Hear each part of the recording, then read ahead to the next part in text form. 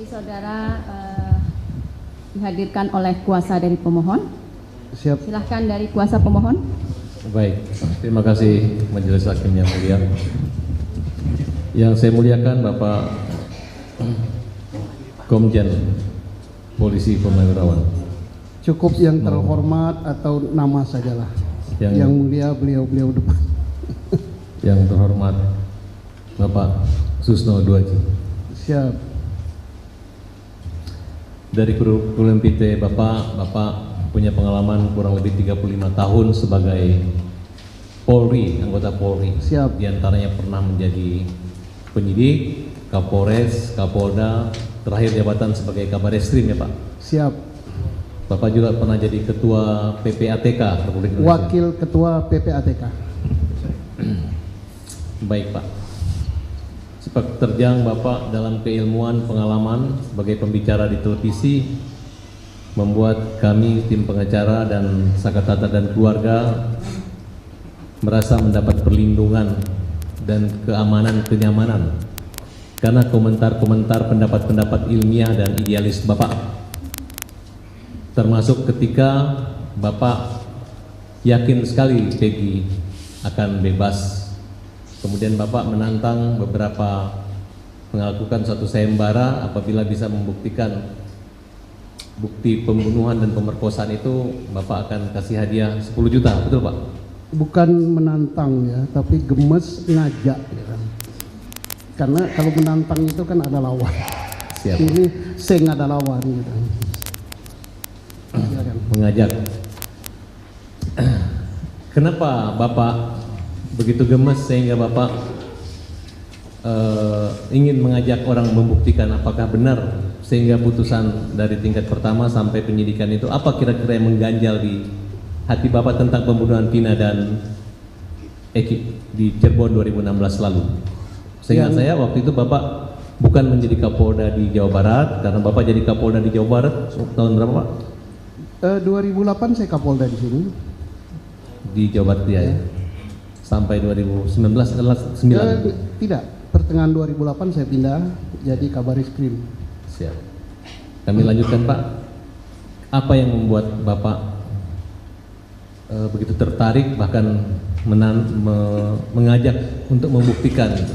Kalau saya lihat bahasanya ini kok yang lain ini ada pro kontra, tapi Bapak tidak begitu yakin bahwa peristiwa ini terjadi dan ini adalah pelaku-pelaku yang dihukum saat ini. Kalau izin menjawab yang mulia, kalau saya adakan ini karena saya sangat menghormati Polres Cirebon Kabupaten. Ingat ya, Cirebon Kabupaten sudah melaksanakan pekerjaannya dengan baik. Dia sesuai dengan penyidikan, yaitu adanya suatu peristiwa, kemudian dia peristiwa itu apa, pidana apa bukan. Dia simpulkan itu bukan pidana, kecelakaan lalu lintas. TKP-nya jelas, alat bukti jelas, barang bukti jelas. Masa saya membantah Polres yang sudah memutus demikian, Kabupaten. Sampai dengan sekarang putusan Polres Kabupaten ini belum pernah dicabut, gitu ya. Sehingga tahu-tahu di Cirebon kota ada pembunuhan. Maka saya bertanya, pertama yang harus kita ketahui adalah sebelum bertanya ada peristiwanya apa tidak, saya tanya locus delicti dan tempus delictinya. Mereka sudah tentukan tempus delictinya 27 Agustus 2016. Sekarang baru locus delictinya, tempatnya di mana? Kalau tempatnya di jembatan flyover, setahu saya karena saya Kapolda Jawa Barat, itu masuk yurisdiksi Polres Cirebon Kabupaten. Dan itu sudah diproses, mereka tentukan kecelakaan lalu lintas. Dan tidak berat-berat amat gitu untuk menentukan peristiwa itu kecelakaan lalu lintas. Untuk lalu lintas level polsek saja bisa, apalagi lalu lintas level Polres. Itu udah benar menurut saya. Dan saya melihat foto-foto yang ada, kemudian saya melihat dan membaca berkas yang ada untuk pembunuhan di Cirebon yang sudah mempunyai kekuatan hukum tetap, saya tidak melihat itu ada peristiwanya di Cirebon kota. Kalau di Cirebon kabupaten ada gitu. Nah, makanya saya ajak, daripada kita ribut-ribut di televisi, di apa-apa, mari buktikan bahwa itu adalah pembunuhan dan terjadi di yurisdiksi Cirebon kota.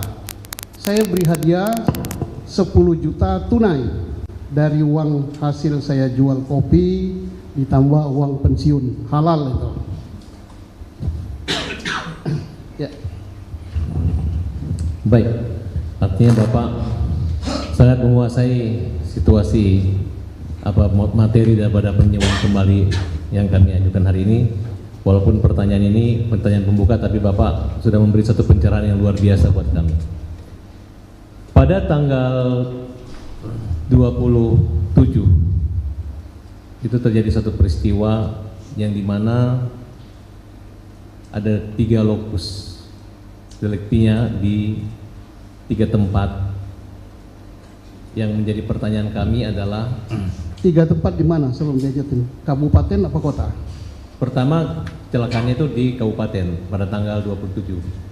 Tapi pada tanggal 31, saya ulangi dulu, tanggal 29 Rudiana turun ke Polsek. Rudiana ini adalah ayah dari korban Eki. Kemudian alasannya melihat motor tidak rusak, nah, sehingga dia melakukan satu penyisiran secara pribadi tanpa ada surat perintah penyelidikan.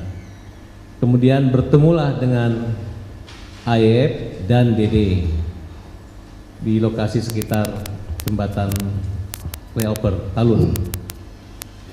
Kemudian Dede diinterogasi, ditanya, katanya melihat sekelompok anak muda yang pada malam itu berkumpul. Yang kami ketahui bahwa latar belakang daripada Dede itu ada rasa sakit hati.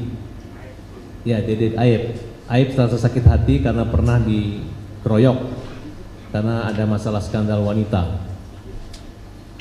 Kemudian Rudiana memberi telepon, apabila mereka kumpul lagi silakan hubungin kami. Setelah mereka ada kumpul, Rudiana bersama dengan 3 orang temannya menangkapi mereka tanpa ada surat perintah penyelidikan.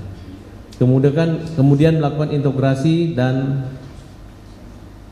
penganiayaan, penyiksaan. Setelah itu dibuatlah laporan pidana, yang artinya ada 2 laporan pidana. Yang pertama laka lantas di Polsek Talun, dan kedua pembunuhan 338, yang dimana salah satu yang ditangkap adalah Saka Tatal yang di samping kiri kami ini, Pak Susno. Apakah tindakan Rudiana melakukan penangkapan, membuat laporan polisi, kemudian melakukan penyiksaan sudah memenuhi standar operasional daripada Polri sesuai ketentuan yang berlaku saat itu ataupun saat ini? Mohon saudara ahli menjelaskan. Saya kira kemarin ya penasihat hukum sudah ada putusan dari Pengadilan Negeri Bandung ya, untuk perbuatan upaya paksa penangkapan, penahanan, penyitaan, dan ditambah lagi kita berpegang pada hukum acara kita. Saya kira tak perlu saya jelaskan lagi, itu hal yang sangat-sangat simpel ya. Tidak semua polisi atau Polri berwenang menangkap. Tidak semua anggota reserse berwenang menangkap. Yang berwenang menangkap adalah anggota reserse yang diberi surat perintah, terkecuali tertangkap tangan. Apa itu tertangkap tangan? Saya nggak perlu uraikan, itu sama dengan saya ngajari ikan berenang ya. Penasihat hukum lebih tahu itu apa tertangkap tangan. Saya kira itu aja jawaban saya. Salah apa benar? Ya saya tidak menilai itu ya, silakan dinilai sendiri. Apakah peristiwanya tertangkap tangan apa tidak? Apakah dia anggota reserse yang diberi surat perintah apa tidak? Saya belum pernah menanyakan. Jadi standarnya bukan saya yang menentukan, hukum yang menentukan. Ya. Baik, kami lanjutkan. Terkait dengan berubahnya laporan peristiwa laku lantas ke peristiwa pidana, apakah itu dibolehkan untuk mendapat dua laporan yang walaupun pada akhirnya berubah dari lalu lintas menjadi peristiwa pembunuhan dan pemerkosaan? Ya ini kan peristiwa, kalau yang di jembatan flyover itu sudah jelas diputuskan oleh Polres Kabupaten Cirebon sampai detik ini kecelakaan lalu lintas tunggal. Nah kalau ada pembunuhan, kalau korbannya sama, yang ini kecelakaan lalu lintas tunggal sudah selesai, yang ini ada pembunuhan tunggal, ada pembunuhan dan perkosaan tadi, korbannya sama, ya maka saya kembalikan. Apa bisa korbannya sama, peristiwanya berbeda, lukusnya berbeda? Silakan dijawab sendiri. Majelis hakim yang akan menilainya itu. Apabila terjadi suatu pemeriksaan yang mengejar pengakuan dengan cara-cara penyiksaan, dengan cara-cara kekerasan, intimidasi, menurut pengalaman saudara saksi ahli, apa langkah-langkah hukum yang dapat dikenai tindakan terhadap oknum penyidik ataupun Polri tersebut? Kita sudah menjadi negara yang sangat menghormati HAM yang kita tuangkan dalam hukum acara kita sejak tahun 81 ya. Kemudian Indonesia telah meratifikasi konvensi anti penyiksaan. Kemudian di dalam peraturan Kapolri tentang pelanggaran tentang norma kode etik profesional Polri, hal itu tidak dibenarkan, nggak boleh. Sanksinya apa? Ya sesuai dengan tingkat pelanggarannya. Ada sanksinya turun pangkat, ada sanksinya tidak boleh mengikuti pendidikan. Kalau itu sudah sampai kepada pidana, maka selain kena sanksi kode etik profesi, dia akan dipidanakan. Jika pada masa kepemimpinan saudara ahli terjadi hal-hal seperti ini, langkah apa yang pengalaman yang pernah dilakukan terhadap penyidik, dan apakah Polri itu pasif atau aktif? Misalnya membuat satu penyelidikan atau eksaminasi atau lain sebagainya. Ini yang ingin kita tahu pengalaman selama di Polri. Ada dua pertanyaan ya berarti ya. Satu, jika terjadi pada saat saya, kalau pada saat saya bagaimana ya? Jika itu artinya tidak mesti pada saat saya ya. Kalau tidak mesti pada saat saya, itu kan sudah ada aturan-aturan yang mengatur tentang disiplin Polri. Ada aturan yang mengatur tentang kode etik Polri. Dan Polri juga berlaku hukum pidana sipil berlaku juga pada Polri, karena Polri adalah sipil, bukan lagi militer atau angkatan bersenjata dulu ya. Jadi diberlakukan itu. Dan di era saya apakah tidak ada? Saya yakin ada gitu ya, tapi tidak terangkat ke permukaan karena Indonesia itu luas sekali. Dan tidak semua pelanggaran kode etik itu sampai ke Kabareskrim. Kenapa? Untuk pangkat tertentu dan pelanggaran tertentu itu bisa diselesaikan oleh level Kapolres atau level Kepala Direktorat. Nah, pelanggaran disiplin atau pelanggaran kode etik yang terjadi di Bareskrim, di Mabes Polri, itu baru Kabaris-Krim campur tangan. Saya tidak berani mengatakan bahwa se-Indonesia nggak ada, tidak berani. Sifatnya kasuistis gitu Pak. Kasus per kasus atau secara general atau per tingkat, per level ya maksudnya. Iya, itulah cara menyelesaikan pelanggaran kode etik. Ya, kalau misalnya terjadi di Polres dan pelanggarannya tidak terlalu berat, kan ada pelanggaran kode etik biasa, sedang, berat, mana yang harus sampai pemecatan. Kalau sampai pemecatan maka itu sampai ke Kapolri. Baik, kalau seandainya kasus ini terjadi di zaman Bapak, ada 2 kasus.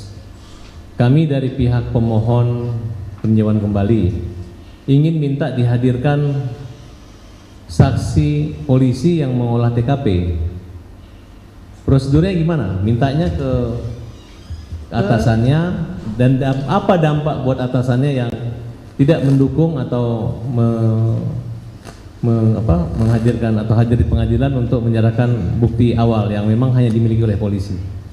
Jadi berapa? 3 pertanyaan itu ya. 1, mintanya kepada siapa? Kepada siapa? Sesuai dengan dia itu anggota mana. Misalnya Polres Kota Cirebon. Kalau Polres Kota Cirebon bisa diminta kepada Kapolresta Cirebon dengan CC kepada Kapolda. Dan saya yakin Kapolresta Cirebon tidak akan langsung menyetujui sebelum dia lapor kepada Kapolda. Nah, itu prosedurnya. Apabila pihak polisi baik tingkat Polres maupun Polda tidak menyerahkan atau memenuhi permintaan kita dengan dasar belakang, dengan latar bahwa memiliki bukti, apa sanksi buat polisi? Sesuai dengan urgensinya, urgensi daripada permintaan itu. Karena apa? Saya yakin bahwa Kapolres, Kapolda, apalagi sampai Kapolri, ini tadi permintaan dari PH ya. Mereka tahu bahwa berdasarkan undang-undang advokat, penasehat hukum itu atau advokat adalah penegak hukum yang punya kedudukan sama dan permintaannya harus dipenuhi. Tetapi apakah dipenuhi apa tidak, yang berwenang menilai itu kan mereka yang diminta. Urgennya bagaimana gitu. Baik, saudara saksi. Dalam permohonan PK kami salah satunya adalah menyatakan bahwa penyidik, jaksa maupun hakim lebih mengejar pengakuan tersangka, pengakuan saja tanpa didasari bukti-bukti yang kuat. Dalam istilah Polri-nya scientific crime investigation. Nah, menurut saudara ahli, seperti apa kira-kira yang pantas untuk memenuhi hasil yang sempurna? Seperti kita ketahui bahwa Kapolri mengatakan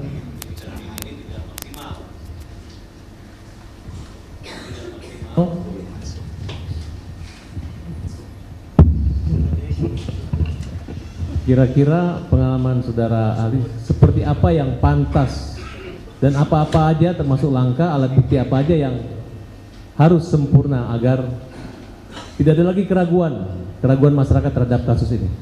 Baik, saya tidak akan menjawab spesifik perkara ini ya, karena saya menjawab general. Pertama, alat bukti itu tetap berpegang pada 184 KUHP. Itulah standar alat bukti kita. Dan 184 itu antara satu sama lain harus bersesuaian. Kemudian tadi terkait mengejar keterangan ya. Pertama, keterangan saksi itu tidaklah berdiri sendiri. 1000 saksi pun tidak didukung alat bukti lain, maka dia lemah sekali. Contohnya, kita di ruangan ini kompak bahwa menyatakan tidak ada layar televisi di belakang. Mungkin jumlah kita ini 300-an ya. Tetapi faktanya ada. Berarti kita 300 ini bisa kompak di dalam kebohongan. Tetapi manakala ada alat bukti pendukung Misalnya, apalagi alat bukti pendukung itu scientific ya, ada rekaman video atau ada foto, walaupun kita kompak mengatakan tidak ada layar televisi, tapi faktanya ada. Apalagi ya, hanya sekitar 10 orang misalnya melihat suatu peristiwa, di antara 10 ini sudah ada 2-3 orang yang berbeda keterangan. Masing-masing tidak didukung alat bukti saintifik atau tidak didukung alat bukti lain, maka keterangan saksi ini semuanya lemah.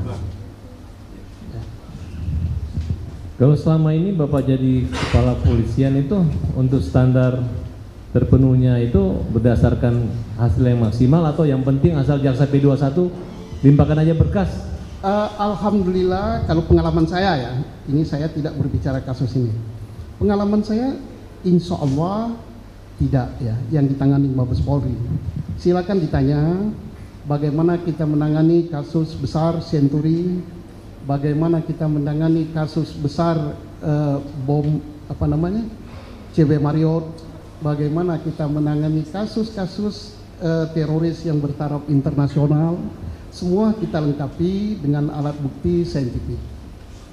Hubungan antara Polri dengan kejaksaan, alhamdulillah baik. Hubungan pribadi baik, hubungan kedinasan baik, tapi tidak menyampingkan bahwa karena baiknya hubungan itu kita akan mengiyakan, tidak berkali-kali, kadang-kadang kesel juga gitu, dikembalikan, tapi itulah yang namanya kontrol yang dibuat oleh hukum acara pidana kita.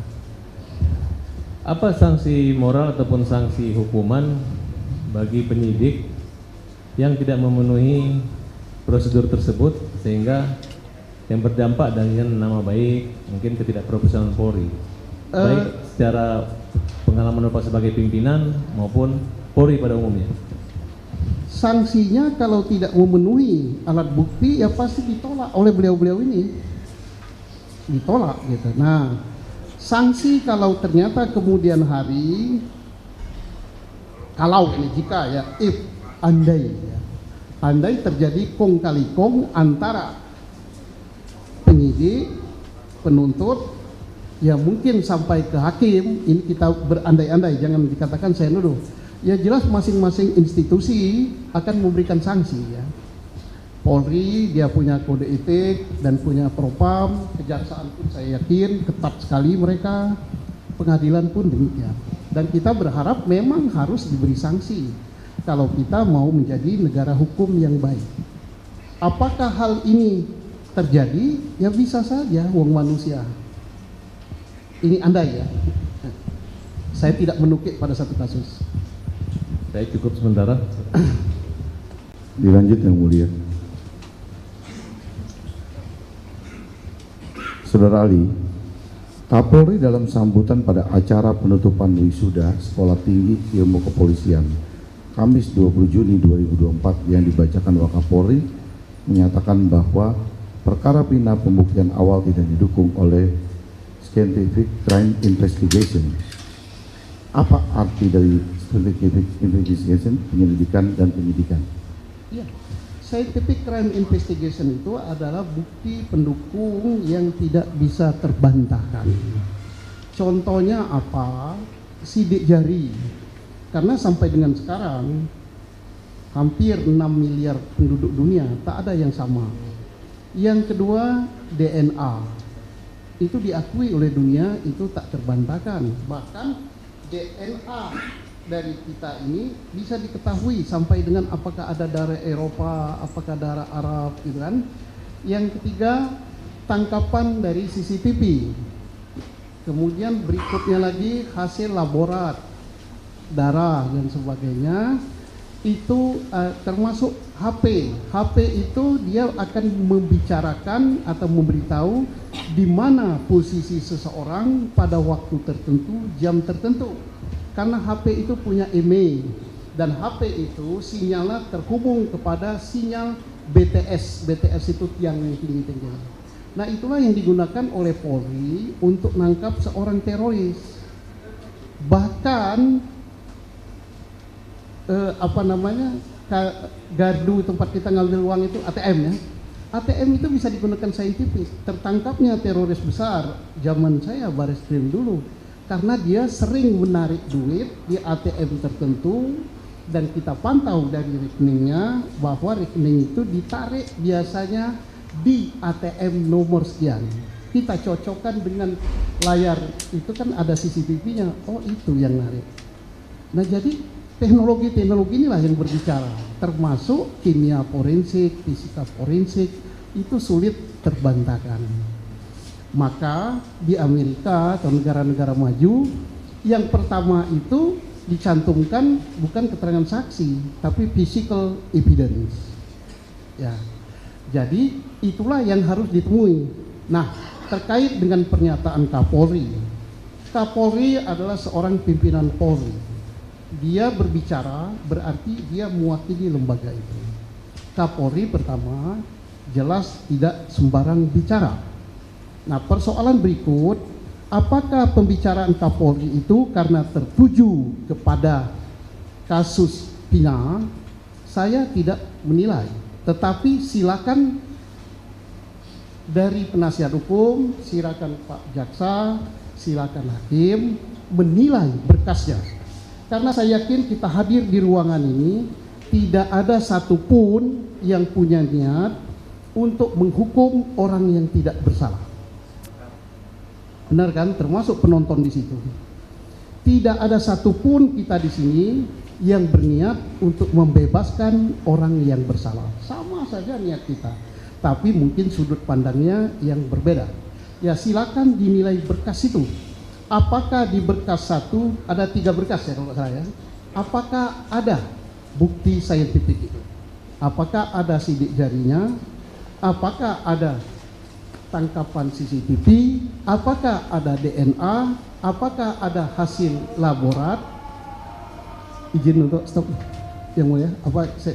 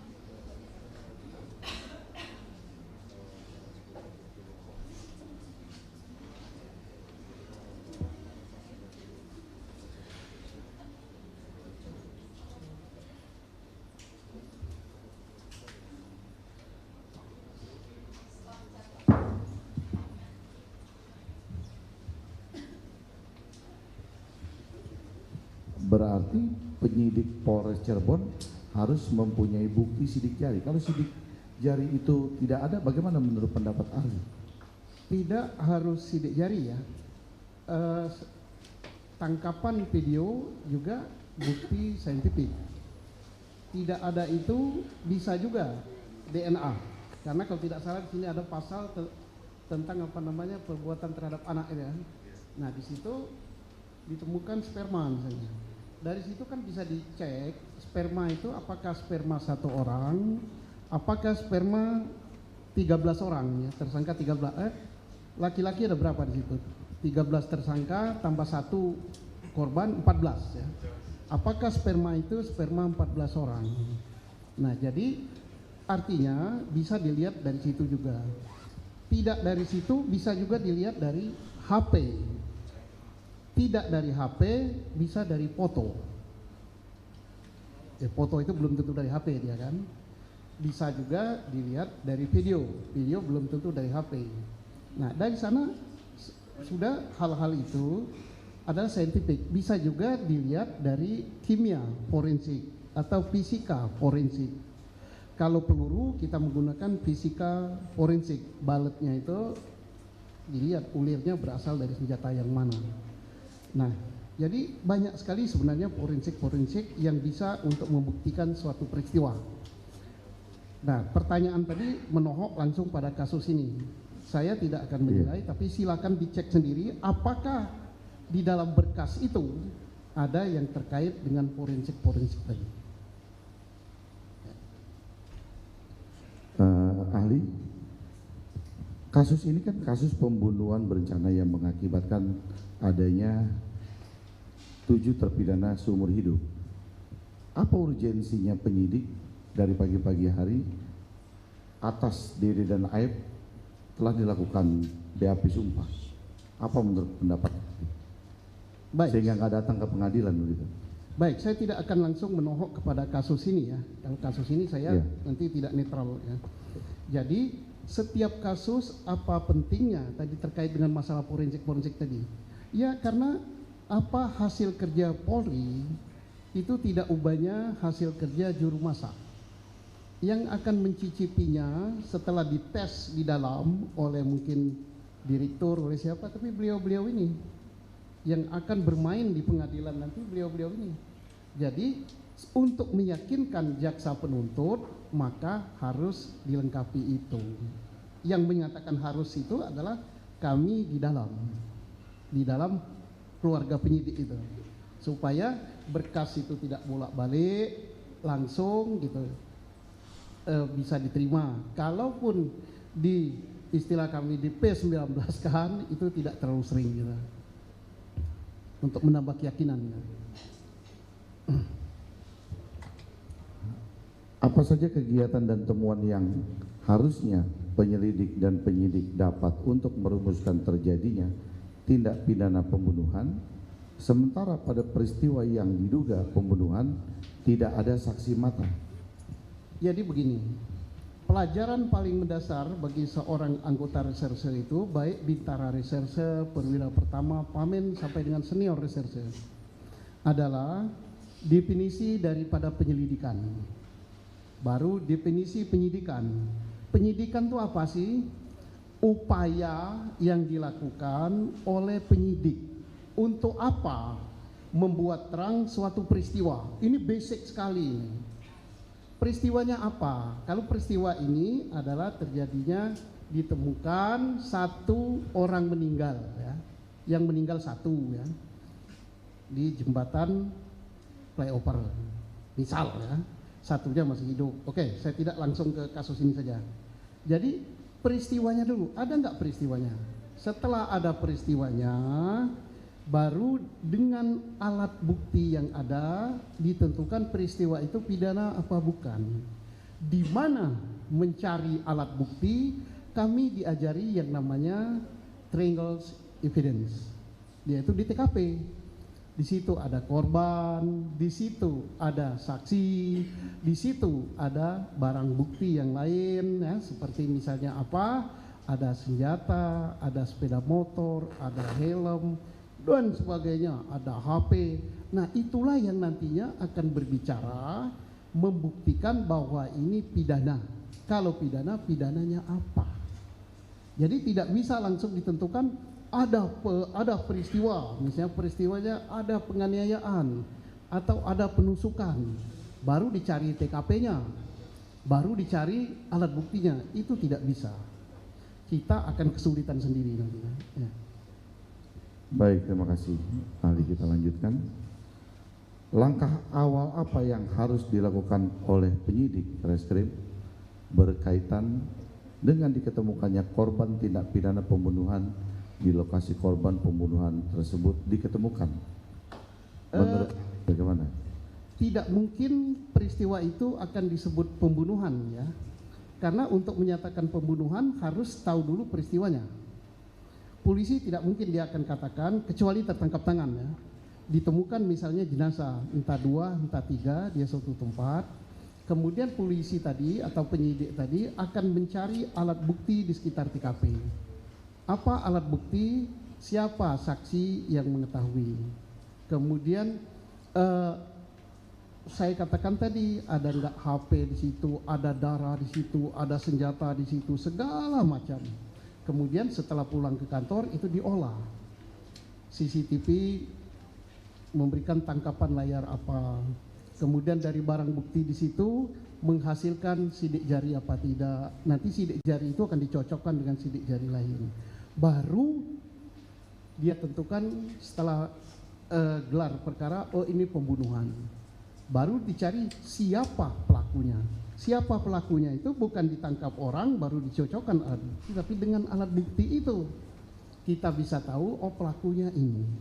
Sehingga kalaupun ada gugatan pra peradilan dan sebagainya, ya tidak masalah karena sudah ditemukan alat-alat bukti yang mendukung bahwa dialah pelakunya. Dan ini amanat daripada UHAP kita yang mendefinisikan penyidikan adalah upaya membuat terang suatu peristiwa pidana apa bukan dengan alat bukti yang ada untuk menentukan siapa pelakunya. Jadi siapanya itu paling belakang, kecuali tertangkap tangan.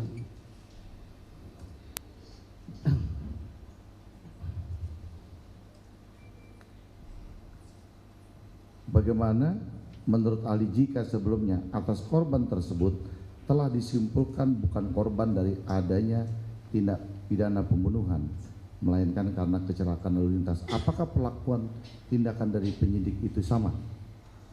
Lah, suatu peristiwa dikatakan kecelakaan lalu lintas tentunya tidak begitu saja, ya. Harus ada alat-alat bukti. Alat buktinya apa? Ya bisa korbannya bisa korban luka ringan, bisa luka berat, bisa juga sampai korban meninggal. Kemudian di lokasi itu tentunya harus ada kendaraan atau bekas kendaraan, atau kalau sampai meninggal mungkin ada darah dan sebagainya. Nah, dengan itulah alat-alat bukti yang ada bahwa ini adalah kecelakaan. Dan yang mendefinisikan kecelakaan atau bukan adalah ahlinya. Siapa ahlinya? Ya, yang paling tahu di polisi itu, yang paling berpengalaman adalah personil lalu lintas. Kemudian lalu lintas tentunya tidak bekerja dengan sendirinya. Dia meminta pisem. Kemudian dia bisa juga meminta yang namanya fisika evidence gitu, dengan atau metallurgy evidence. Misalnya sepeda motor tergores sekian banyak dan sebagainya gitu. Nah, ini dia bisa menentukan, oh ini kecelakaan lalu lintas. Oh ini bukan pembunuhan dan sebagainya. Jadi itu harus dilakukan. Nah, sekarang kalau bukan kecelakaan lalu lintas bisa saja misalnya ada peristiwa lain. Tapi untuk menentukan peristiwa lain tidak bisa ujuk-ujuk, sama saja prosesnya, baik kecelakaan lalu lintas maupun pembunuhan harus didukung oleh alat bukti. Dan alat bukti itu supaya tidak terbantahkan didukung dengan alat bukti forensik. Baik, terima kasih, dilanjut rekan saya. Saudara ahli, saya ingin bertanya karena saudara ahli sepertinya menghindar dari pertanyaan pada pokok perkara. saya ingin bertanya ke hal yang umum dulu. Bila ada anggota masyarakat curiga telah terjadi peristiwa pidana, apa yang harus dilakukan secara prosedur? Mohon diulangi, anggota masyarakat. Bila anggota masyarakat curiga telah terjadi peristiwa pidana, apa yang harus dilakukan? Ya, atas informasi yang diterima itu, Polri selaku penyidik menerima informasi itu, kemudian dia punya tolak ukur. Ya. Tolak ukurnya adalah alat bukti. Apakah peristiwa itu betul pidana, apakah betul itu pembunuhan. Mau 1000 orang yang berkata itu pembunuhan, kalau bukan dia yang berwenang, yaitu informasi. Nah, informasi itu harus dibuktikan dengan alat bukti. Ya, Kalau tidak ada alat buktinya, ya Polri tidak boleh terbawa oleh informasi-informasi. ya, Saudara ahli belum sampai sana, saudara.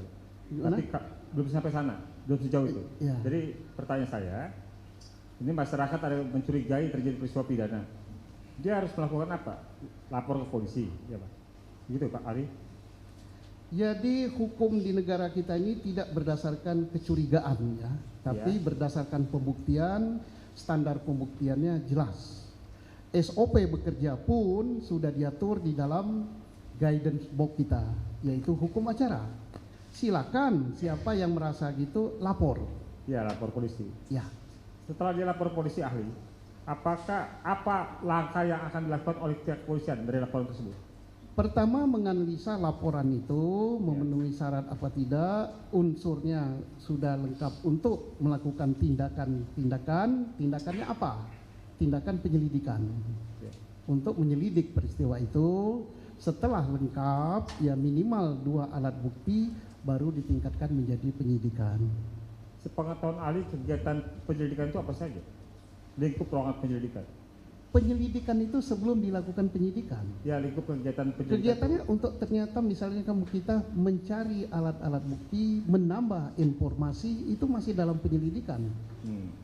Informasi yang kita terima mungkin dari si A telah terjadi ini, kan polisi kan harus mencari informasi-informasi lain, siapa yang melihat, siapa yang mendengar, siapa, segala macam lah yang nantinya akan ditingkatkan untuk diperiksa menjadi saksi.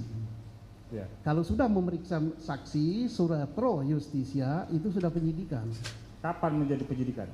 Ya, manakala sudah pro justisia, Kapan prosesnya? manakala minimal 2 alat bukti. Oke. Jadi ahli, pada perkara ini Aibtu Rudiana telah membentuk tim bersama Gugun Gumilar, Andi Saprudin, Dodi Irwanto dengan melakukan mendatangi TKP pelopor, kemudian mendapat informasi dari Ab dan Dede, kemudian melakukan tindakan penangkapan kepada 8 orang, Sudirman, Suprianto, Jaya, Eka Sandi, Hadi Saputra, Eko Ramadhani, Aldi, dan Saka Tatal. Dan kemudian menangkap mereka, membawa mereka ke Polres Kota Cirebon, melakukan interogasi juga penyiksaan terhadap 8 orang tersebut. Tanpa ada didahului adanya laporan polisi, tanpa adanya surat perintah penyelidikan, tanpa ada surat perintah penangkapan. Apakah perbuatan seperti ini dapat dibenarkan di kepolisian, di Polri? Saya tidak langsung menjawab karena ini sudah langsung ke kasus ya. Ya. Tapi apa yang benar terjadi kalau seperti itu, silakan dilaporkan kepada Polri. Dalam hal ini, apakah ke Polda Jawa Barat, apakah langsung ke Mabes Polri, dan Mabes Polri harus bertindak atas laporan itu. Tapi secara general, ya, secara umum, bukan pada menohok pada kasus Cirebon, bukan pada kasus Rudiana, bahwa ada, tadi sudah saya jelaskan kalau nggak salah dari awal tadi, tertangkap tangan dengan tidak tertangkap tangan. Ya. Kalau tertangkap tangan itu siapapun boleh menangkap, diserahkan kepada yang berwenang. Kalau tidak tertangkap tangan, ada aturannya sudah saya jelaskan tadi. Ya. Kan ahli 35 tahun ya menjadi penyidik.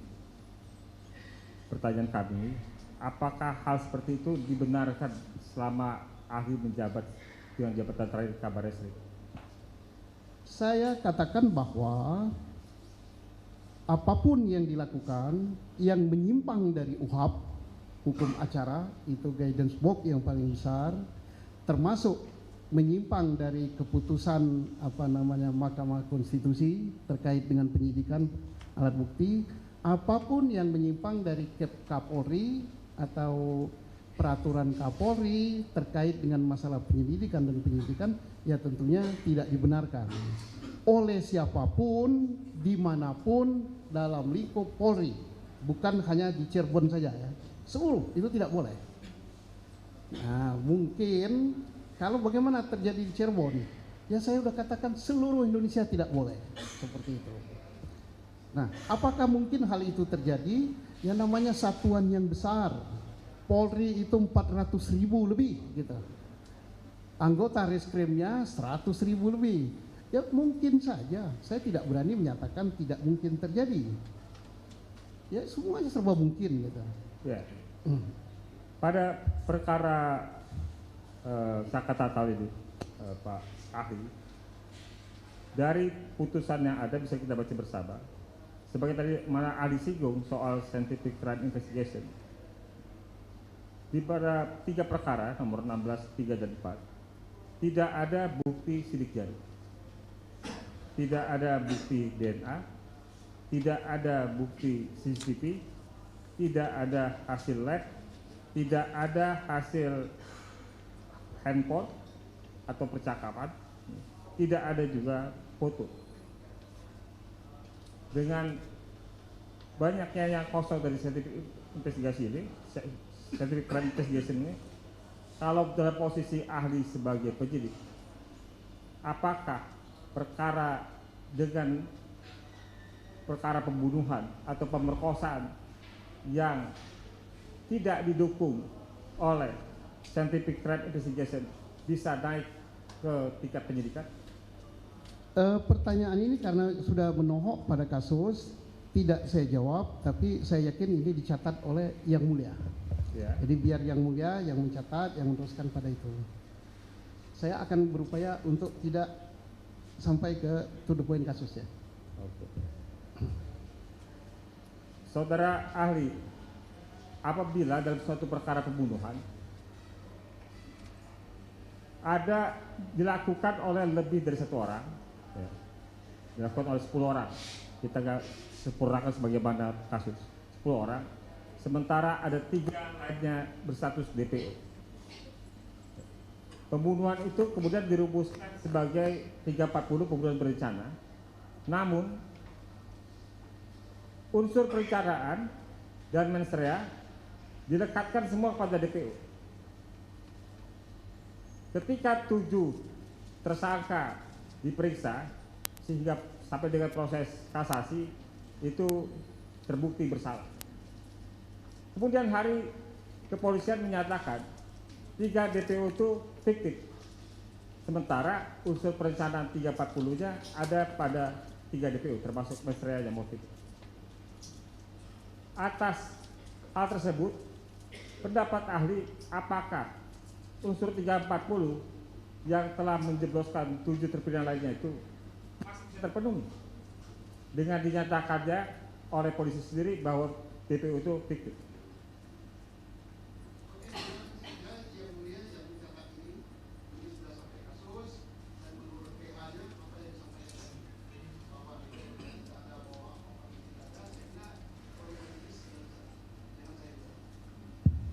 Kan tidak langsung kepada kasus ya, ahli.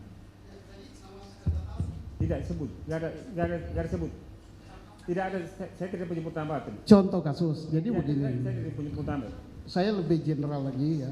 Pembunuhan itu kalau pembunuhan berencana kan ada peran masing-masingnya. Peran masing-masing itu A sebagai ini, B sebagai ini, kemudian untuk menentukan berat ringannya hukuman. Nah sekarang kalau pelaku utama justru otak daripada pelaku itu justru tidak ada atau fiktif, Nah, yang lainnya bagaimana gitu kan? Yang utama saja fiktif, yang merencanakan yang fiktif gitu. Ya ini pelaku lainnya yang fiktif juga gitu. Tapi bukan kasus ini ya.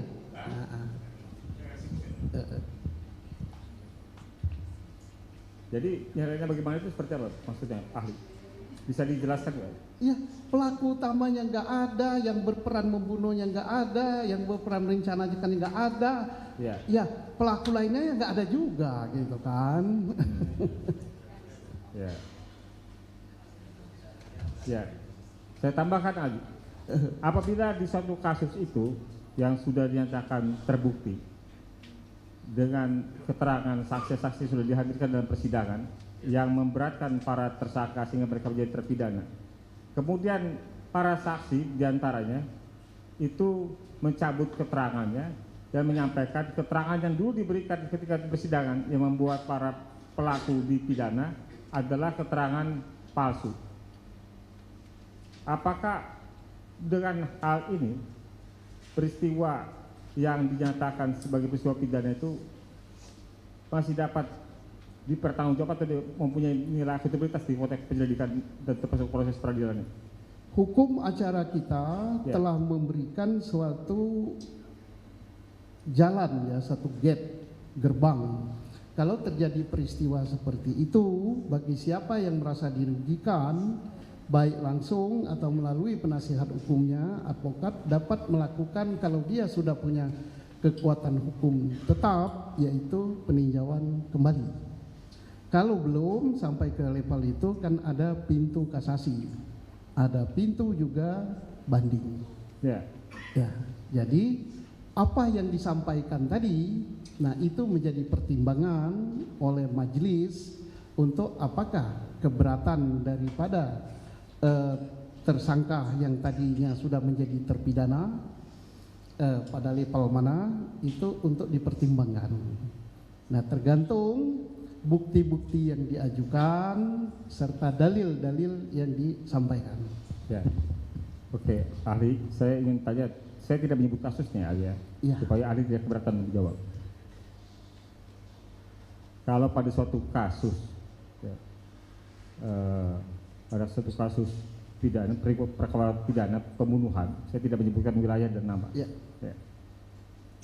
Termasuk juga di dalamnya ada pemerkosaan, tetapi tidak didukung oleh bukti saintifik berupa sidik jari, berupa hasil lab, berupa DNA, berupa CCTV, ya, berupa hasil percakapan di handphone, dan tidak ada juga bukti foto kamera. Apakah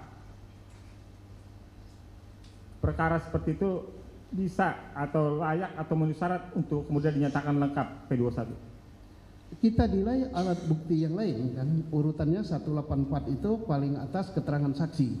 Ya. Apakah keterangan saksi itu simetris, sama semua? Ya. Berarti dia tidak cacat. Setelah tidak cacat, apakah keterangan saksi ini didukung atau bersesuaian dengan alat bukti yang lain? Ya. Kalau tidak bersesuaian dengan alat bukti lain, apalagi satu sama lain sudah saling bertentangan, maka keterangan saksi itu lemah sekali. Ya. Oke, masih ada pintu berikut, yaitu keterangan ahli. Ya. Nah, keterangan ahli ini terkait dengan keahlian apa dia? Misalnya, dia ahli di bidang fisika forensik yang akan melihat bulat itu alur senjata. Dia menyatakan bahwa peluru ini berasal dari senjata ini, maka itu bisa dengan keterangan ahli. Keterangan ahli tidak dicukup dengan itu, dengan dia ngomong saja, tapi harus didukung dengan keterangan yang lain, dengan surat. Apakah keterangan yang lain lagi? Dengan keterangan terdakwa. Tapi kalau keterangan terdakwa sudah tidak ada atau dia tidak mengakui, keterangan ahli tidak ada, surat tidak ada, yang ada hanya keterangan saksi. Keterangan saksi pun sudah tidak simetris, tidak didukung alat bukti yang lain, yaitu lemah namanya. Artinya tidak layak untuk jadi dinyatakan P21 lengkap? Layak apa tidaknya yang menilai beliau-beliau ini. Oh. Karena yang akan bermain di lapangan beliau yang akan menghadapi yang mulia. Beliau yakin apa tidak gitu. Terima kasih, ahli. Tambahan sedikit ahli. Sebagai mantan Kabar Reskrim, di situ kan ada berbagai unit, ada unit ini, direktorat ini dan sebagainya. Kita tahu bahwa kasus pembunuhan itu misalkan ditangani oleh Reskrim lalu di unit lain ketika ada kejadian, dia katakanlah unitnya narkoba, lalu dia membawa yang diduga adalah pelaku, diinterogasi, lalu dipukuli, disiksa, kemudian setelah disuruh mengaku, dia kemudian membuat LP. Apakah dibenarkan secara aturan kepolisian menurut ahli mantan Kabar Reskrim? Tadi sudah saya jelaskan bahwa tidak semua polisi berwenang menangkap. Tadi sudah saya ceritakan bahwa untuk melakukan suatu perbuatan itu sudah ada aturannya, guidance book-nya, mulai dari hukum acara sampai dengan peraturan Kapolri. Saya kira sudah tadi. Baik, cukup, terima kasih. Cukup Yang Mulia, silakan. Yang Mulia, selamat siang Pak. Selamat siang. Sore, terima kasih sudah hadir. Saya akan bertanya Pak terkait penyidikan ya Pak ya. Yang ingin saya tanyakan, yang menjadi penyidik ketika menerima pelaporan ya Pak ya, laporan dari masyarakat, Ya. yang menjadi acuan menerima laporan itu apakah boleh semua warga masyarakat ya, tanpa melihat apakah misalnya seperti saya misalnya sebagai jaksa, kemudian saya mengetahui ada suatu tindak pidana, saya melaporkan kepada polisi, tidak Pak ya? Nah, apakah diperbolehkan? Semua orang boleh melapor ya. Kalau mengadu tidak semua orang, karena delik aduan kan ada aturannya. Baik. Tapi kalau melapor itu siapapun. Boleh melapor ya Pak ya? Iya. Baik. Kemudian ketika kita melakukan pelaporan, kita melaporkan suatu peristiwa kepada polisian, gitu kan? Apa saja persyaratan yang harus kita bawa? Apakah berikut alat bukti langsung kita bawa, gitu kan? Karena kan sepengetahuan saya, ketika kita melaporkan sesuatu itu di sana itu ada pasal apa yang dikenakan, kemudian siapa saja yang menjadi saksi, siapa pelapor, begitu kan Pak ya? Nah, persyaratan apa Pak yang harus dibawa untuk melengkapi pelaporan dari kami, misalnya pelaporan dari masyarakat misalnya? Sesuai dengan kapasitas masyarakat, kalau dia misalnya ada suatu kecelakaan atau ada suatu pembunuhan atau ada suatu penganiayaan, dia kan terbatas sekali alat bukti atau pengetahuannya kan. Dia hanya melaporkan, Pak, telah terjadi orang ditusuk di pasar. Nama yang menusuk saya tidak tahu, nama yang ditusuk saya tidak tahu, tapi kelihatannya tubuhnya tinggi, di tangan kanannya ada tato, nusuknya itu pakai belati, rambutnya keriting. Kalau polisi nanya, apa bukti yang Anda punya lain lagi? Ya itu aja Pak yang saya ketahui, tidak masalah. Tidak masalah. Artinya dengan alat bukti yang demikian itu bisa melapor, kemudian Ya. tadi Bapak ahli sampaikan bahwa setelah mendapat pelaporan itu kemudian dilakukan penyelidikan, Iya, dibuat tim iya. penunjukan penyidik ya Pak. Iya, untuk tindak lanjut dilakukan penyelidikan. Betul setelah terjadi peristiwa itu, selain bapak atau ibu yang melapor tadi, ada lagi apa tidak yang melihat? Kemudian di tempat itu apa iya tercecer darah? Apa iya ada belati yang jatuh? Apa iya ada dompet yang tertinggal? Apa iya ada HP yang tertinggal? Nah, ini dikumpulkan. Jadi tidak perlu yang melapor itu harus lengkap, termasuk ada aturannya tidak perlu harus berpakaian lengkap. Baik. Bersandal jepit pun boleh. Terima kasih Bapak. Nah, terkait pelaporan tersebut ya, ketika kita melakukan pelaporan, artinya ketika masyarakat melakukan pelaporan, kan diminta pasal-pasal yang dilaporkan oleh kita itu apa, ya Pak ya, oleh masyarakat itu apa, ahli. Nah, apakah pasal-pasalnya itu berdasarkan penyelidikan dari penyidik, kemudian apakah bisa ada penambahan pasal atau pengembangan pasal? Pasal itu yang melapor itu kan misalnya ada orang jualan di pasar ya, boro-boro dia tahu pasal, jenis kejahatannya pun dia nggak tahu. Baik. Jadi pasal itu tidak dimasukkan seketika itu. Yang penting dia melihat ada orang nempeleng orang atau ada orang nusuk orang. Apakah itu penganiayaan, apakah itu pembunuhan atau percobaan pembunuhan, ya hasil pengembangan dari polisi. Setelah itu pun masih bisa berkembang ya.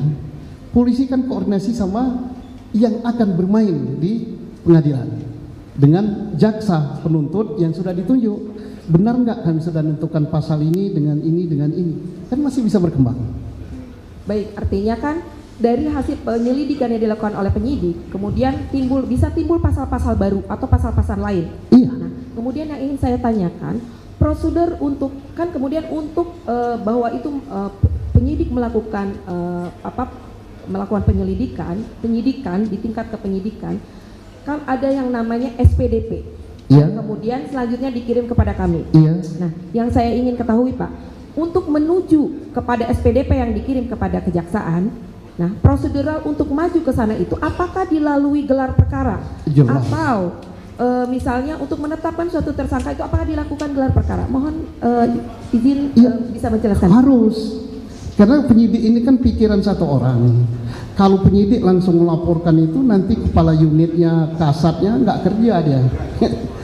Ya, harus gelar perkara. Tapi gelarnya sampai pada level apa tergantung perkaranya. Oh, tergantung kepada Kalau perkaranya biasa-biasa mungkin cukup sampai di Polres itu, mungkin kasat dipimpin oleh Wakapolres. Kalau dia sudah perkaranya besar sekali, mungkin dari Polda turun, Wasdik Polda turun, tergantung. Baik, terima kasih.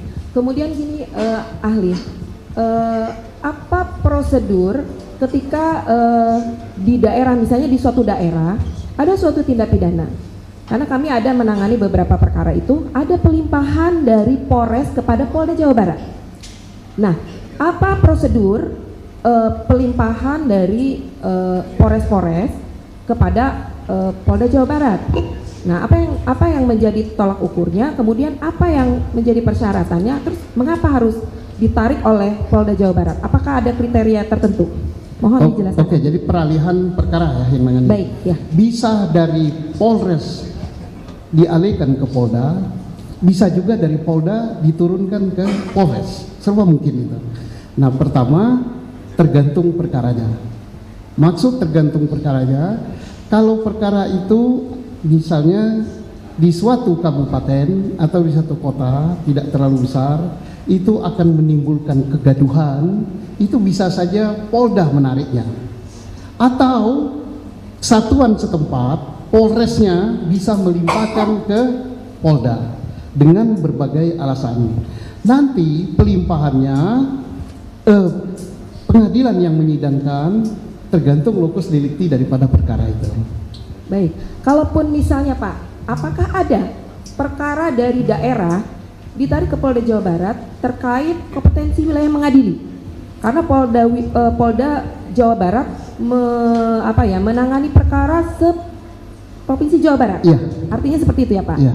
Nah, apakah untuk penanganan perkara yang satu tempus dan lokusnya ada di beberapa tempat, kemudian ditarik ke Polda Jawa Barat, apakah itu banyak Pak ditangani sepanjang Bapak?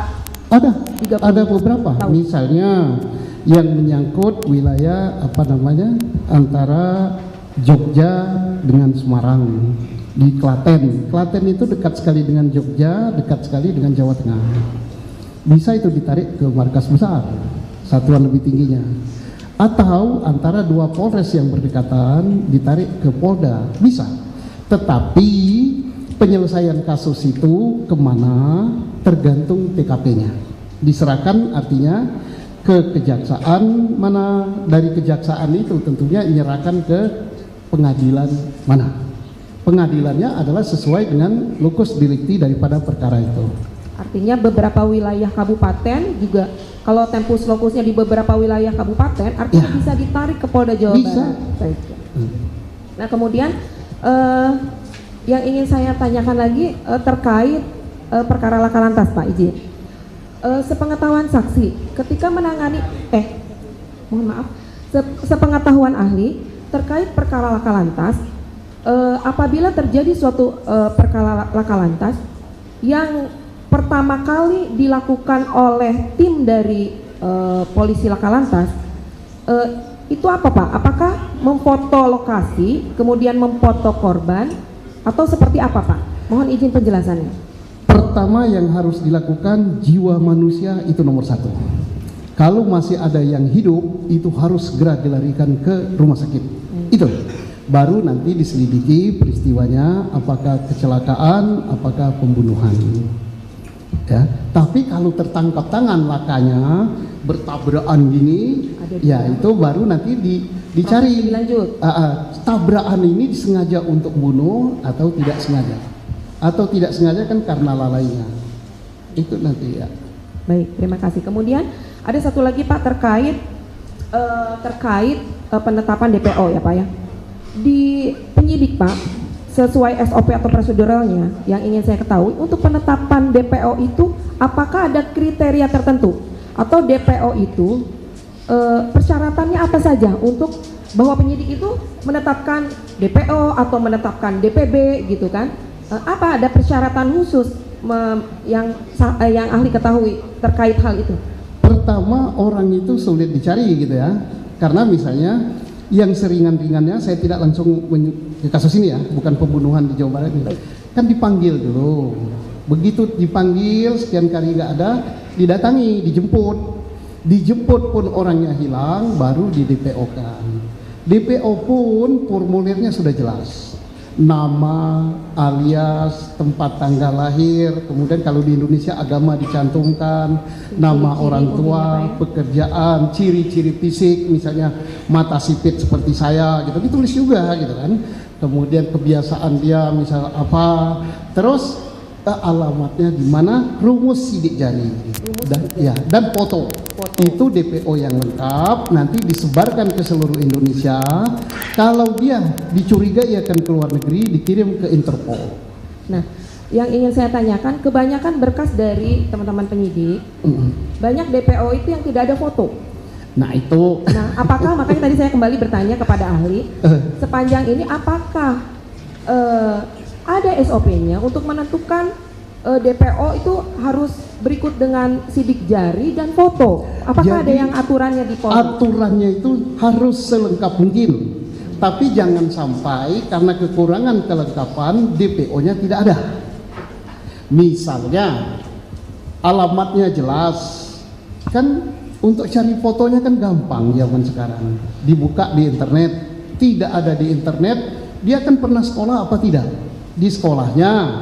Kemudian dia ditangi ke rumahnya, ada fotonya enggak sama Pak Lurah atau Pak Kades. Kalau tidak juga dia pernah minta SIM apa tidak. Di situ kan ada rumus sidik jari, ada apa. Tapi yang namanya polisi ya sama saja lah, saya kira semua instansi, karena capek apa-apa ya, ambil gampangnya pokoknya DPO. Nah itu sebenarnya nggak boleh. Tapi tidak ada yang mereka yang sempurna kerjaan. Itu nggak boleh sebenarnya. Harusnya selengkap-lengkapnya ya Pak ya. Nah, terkait DPO ini Pak, ada satu pertanyaan saya lagi. Harusnya tidak harus mutlak ya. Oh, tidak harus mutlak. Tetapi diupayakan untuk selengkap mungkin. Selengkap mungkin. Yaitu kenapa harus selengkap mungkin? Supaya tidak terjadi, saya boleh kalau contohkan ya, tidak terjadi seperti di Jawa Barat gitu. Tidak terjadinya apanya? Sebenarnya kalau DPO-nya lengkap, tinggal cocokkan. Namamu siapa cocok tidak, fotomu cocok tidak, alamatnya cocok tidak, sidik jari cocok tidak. Ya saya tidak menyebut ini karena ini kan sudah di putusan pra-peradilan ya, terlepas dari apapun itu sudah putusan. Supaya tidak terulang lagi. Ya. Iya, artinya kan boleh selengkap mungkin, tetapi memang kan Pak, penyidik kadang-kadang kesulitan yaitu terkait orang DPO-nya tidak ada, dia tidak memasang foto dan sidik jari, mungkin itu. Kemudian yang terakhir Pak, terkait DPO ini lagi, apakah di kepolisian ada SOP-nya ketika seseorang sudah ditetapkan sebagai DPO, kemudian serta-merta itu dinyatakan tidak ada atau dihapus? Sementara misalnya DPO ini masih terkait perkara yang lain, apakah ada SOP-nya di kepolisian khususnya terkait DPO ini, pencabutan atau penghapusan DPO? Kalau itu masih level Polri, itu tentunya tidak bisa diputus oleh satu orang. Harus diadakan gelar dulu, apa iya atau tidak, nama DPO itu dari siapa, sampai masuk dan sebagainya. Itu masih di dalam level Polri, internal Polri. Tetapi kalau ini sudah sampai ke putusan pengadilan, ya tidak bisa. Karena putusan pengadilan itu kuat sekali gitu. Baik, artinya kan kalau terkait dengan masih perkara lain, tentunya tidak serta-merta pihak kepolisian itu menghapus DPO Nggak dengan boleh, begitu saja. nggak boleh, nanti kan jaksanya tersinggung yang membuat dakwaan, hakimnya tersinggung berat juga gitu kan. Baik. Saya tidak menuju Jawa Barat loh. Siap Bapak, terima kasih. Ini mungkin rekan saya. Izin Bapak melanjutkan, mohon izin saya bertanya. Ini untuk mencari kebenaran Pak, bukan pembenaran. Iya. Saya ingin bertanya terkait tadi Bapak penjelasan tentang scientific crime investigation Pak. Jadi saya ingin bertanya terkait dengan kegiatan autopsi dan hasil visum et repertum. Apakah menurut Bapak autopsi dan visum et repertum itu merupakan suatu bentuk scientific crime investigation? Itu yang pertama. Dan yang kedua, apakah sepengalaman Bapak sebagai penyelidik dan penyidik, hasil visum et repertum itu bisa dikaitkan kepada penyebab kematian seseorang apabila mungkin dikaitkan dengan bukti-bukti lainnya seperti itu Pak? Oke, dua pertanyaan. Apakah visum et repertum itu termasuk scientific? Iya, karena itu dibuat dengan ilmu pengetahuan.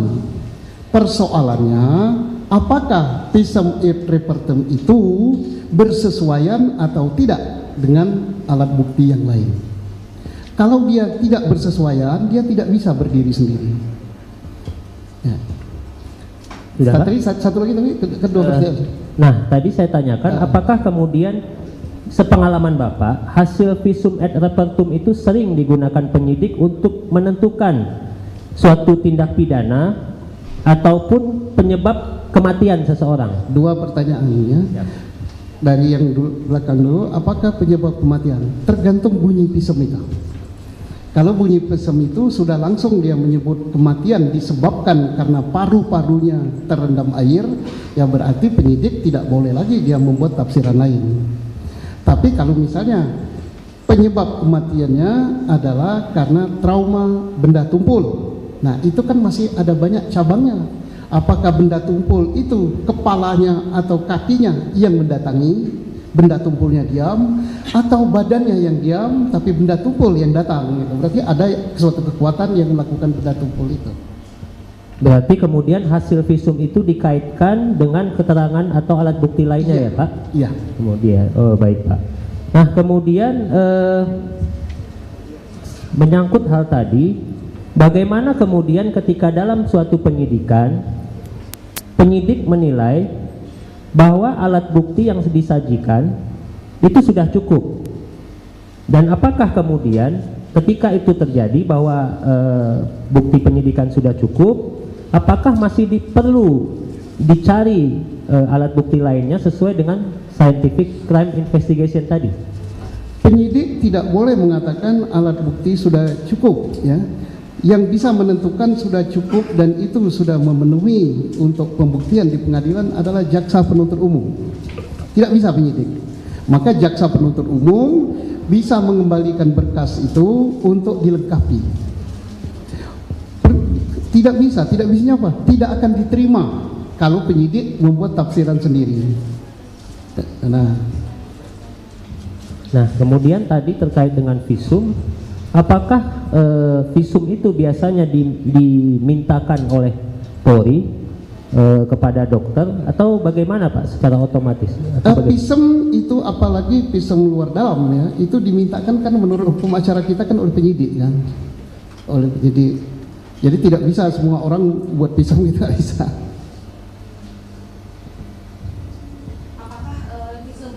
Apakah visum itu penyidik dilengkapi, biasanya dilengkapi dengan, jadi kan untuk menerangkan hasil visum kan kita penuntut umum tidak bisa mereka atau tidak bisa membaca hasil visum sendiri ya Pak ya. Apakah biasanya dari ahli ya ahli selama ini gitu, apakah visum itu selalu diimbangi dengan keterangan dokter yang melakukan visum atau yang melakukan pemeriksaan di situ? Jadi bisa saja. Visum itu kan keluar mungkin minim sekali ya. Penyidik tidak semua berlatar belakang kesehatan, tidak semua memaklumi itu, tidak salah. Dia panggil, yang Anda maksud dengan trauma benda tumpul itu apa? Dibuat berita acara sendiri, sehingga dia nanti menjadi keterangan ahli. Ya, jadi sudah 2 alat bukti yang kita dapat. Ya. Ya. Mungkin cukup. Terima kasih Bapak atas keterangannya.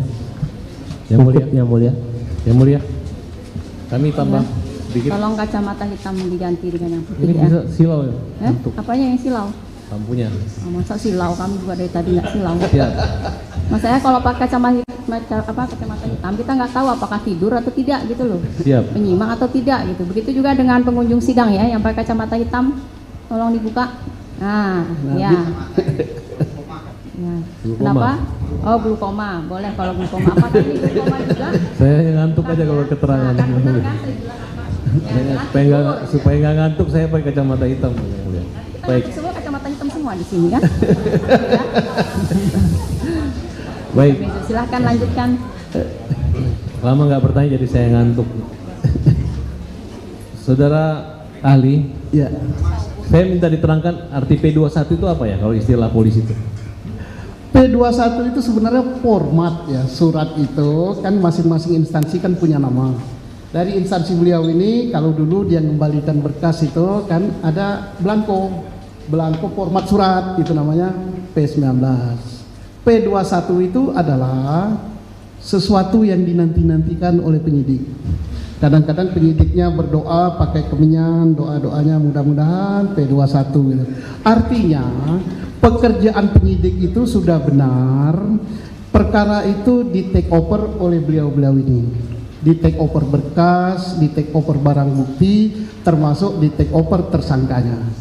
Itu surat yang dinanti-nantikan, sama dengan surat pacar dari jarak jauh gitu. Nah, biar nggak tegang. Artinya di sini sudah nampak jelas. Ketika sebuah perkara tindak pidana pembunuhan atau pemerkosaan, Ya. ketika belum P21 berarti dinyatakan belum lengkap. Ya. Dan jaksalah yang memberi petunjuk apakah ini termasuk perkara pembunuhan, pemerkosaan atau lalu lintas atau digabungkan. Tanggung jawab siapakah ketika perkara sudah di P21 dan sudah dilimpah ke kejaksaan tinggi umpamanya? Tanggung jawab hukumnya jelas kepada penuntut umum. Tanggung jawab moralnya tetap berada di Polri. Tidak bisa Polrinya melepas. Seperti sekarang kan Polri selalu diminta. Jadi ada 2 tanggung jawab. Kita secara moral bertanggung jawab. Secara hukum sudah di tangan beliau. Kalau misalnya sampai di tangan beliau ini, pikir-pikir, waduh terlanjur menerima, ternyata nggak beres juga. Dia kan masih punya yang namanya penghentian penuntutan. Baik. Jika terjadi hal seperti ini, di mana para saksi mencabut semua laporan, keterangan di pengadilan, kemudian pengakuan, kemudian nampak juga kekurangan kelemahan dari jaksa penuntut umum yang tidak menghadirkan saksi utama dan dengan modal sumpah di tingkat kepolisian aja, koreksi apa yang dapat dilakukan oleh baik jaksa penuntut umum atau kepolisian? Saya serahkan kepada yang mulia majelis, mungkin sudah jadi catatan itu. Ya kan itu kan ingin menyampaikan ada upaya mungkin gelar kembali pertemuan antara jaksa dan Polda Jabar untuk mengkoreksi kembali kemungkinan di dalam jawaban ataupun secara yuridis ya, perkara yang sudah dilimpahkan, yang sudah P21 sudah menjadi tanggung jawab beliau. ya itu yang saya tanyakan. Apakah lagi Memungkinkan nggak tiba-tiba P21 dikembalikan lagi jadi P19? Oh tidak, Tidak mungkin. Maksud kami sudah putusan ini kan namanya koordinasi. Kalau koordinasi mungkin setelah dilimpahkan di sini, kan berkas itu kan balik lagi ke Polri. Bukan, maksud saya setelah putusan, setelah putusan Mahkamah Agung ini kan PK. Ini upaya hukum luar biasa gitu. Ya. Karena tadi saudara ahli mengatakan P21 itu seperti surat cinta. Ya. Satu kebahagiaan yang luar biasa, ternyata segala bukti sudah terpenuhi, udah tanggung jawab jaksa. Jaksa yang bertanggung jawab gitu. Jaksa yang mengemas lagi di tingkat penuntutan, pembuatan dakwaan maupun penuntutan. Ya. Nah, adakah koreksi? Mungkin ya kalau saya lihat ya kemarin ini jaksa tetap menolak bukti novum kita, nggak ada sedikit pun menyadari bahwa ada kekurangan, kira-kira seperti itu. Saya tidak akan menilai itu ya. Nanti kalau saya menilai sudah level novum, ini beliau sudah nyatakan. Baik, pertanyaan terakhir. Yang menilai Mahkamah Agung nanti. Ya ibu yang nyampaikan, yang mulia. Pertanyaan terakhir. Karena ini menyangkut perubahan tindak pidana dari kecelakaan lalu lintas di tingkat Polsek dan dirubah menjadi pasal 338 dan 340. Apakah ke depan perlu ditinjau kembali tentang penanganan perkara lalu lintas? Mungkin dikembalikan ke perhubungan atau tetap dilakukan polisi. Kenapa? Karena kalau susah kita mengkoreksi, kalau misalnya polisi dengan mudah lalu lintas pindah ke sana, siapa? Kalau misalnya itu kembali ke Departemen Hubungan, tiba-tiba terjadi kejanggalan, mungkin masih bisa disidik oleh polisi untuk tindak pidananya gitu. Kira-kira saran daripada ahli tentang hal ini. Saya kira ini tidak berpindah dari lalu lintas menjadi pembunuhan ya. Karena lalu lintas itu di Polres Cirebon tidak pernah Polres Cirebon merubah menjadi pembunuhan dan tidak pernah melimpahkan perkara lalu lintas ke Polres Kota. Tapi kalau di luar pengetahuan saya, misalnya ada pelimpahan, saya tidak tahu. Bentar, Tapi tidak menohok ke situlah. hari itu ada LP ya? Waktu lalu lintasnya ada kan? Nah itu yang disembunyikan LP lalu lintas. Maaf yang mulia, saya langsung berderot. Beda ya, 2 LP dengan pelimpahan beda. Ada 2 LP? Ya, beda. Kalau pelimpahan itu artinya Polres Kabupaten membuat surat melimpahkan berkas kecelakaan lalu lintas kepada Polres Kota. Itu pelimpahan. Tapi kalau 2 LP ini lagi. Yang di kabupaten berarti masih dia. Nah, di sini juga ada di Polres Kota. Pengalaman saudara saksi ahli kan waktu zaman 2009-2010 itu kan Ya. ada wacana untuk menarik kembali penanganan kecelakaan lalu lintas itu di Departemen Perhubungan. Kalau sudah berbicara masalah politik hukum, saya kira tidak sampai sini. Kita serahkan saja pada rakyat Indonesia. Baik, Pak. Terima kasih. Melalui DPR. Izin majelis, saudara ahli. Ya. Saya bicara ini nanti mana yang benar, barangkali saudara ahli bisa ini. Dalam persidangan 2016, anggota Polres Kabupaten atau anggota Polres Sumber diperlihatkan sket kecelakaan lalu lintas. Saat itu jawabannya sket itu bukan anggota Polres Sumber yang membuat, karena sket itu adanya di berkas pembunuhan dan pemerkosaan. Terhadap hal tersebut, apa menurut pendapat saudara ahli? Oke, saya tidak langsung menyuruti kepada kasus Cirebon flyover. Kalau ada berkas yang diduga dan itu diakui bukan dari suatu Polres masuk ke berkas Polres lain dan dia nyatakan itu bukan, berarti itu ada penyelundupan berkas. Ya. Berarti tegasnya Polres Kabupaten sebetulnya memiliki sket kecelakaan itu sendiri dan bukan sket yang tertuang di sini, karena diakui di 2016 sket itu bukan yang dia buat. Begitukah saudara ahli? Jangan ke kasusnya ya. Mungkin yang mulia sudah dengar. Barusan mau ngomong itu Bapak sudah ini sendiri, jadi nggak jadi sampaikan.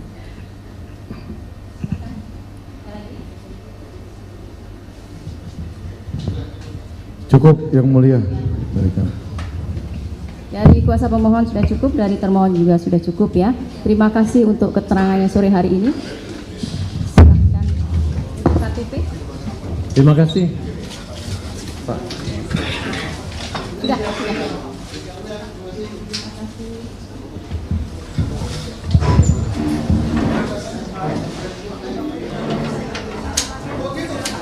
KTP yang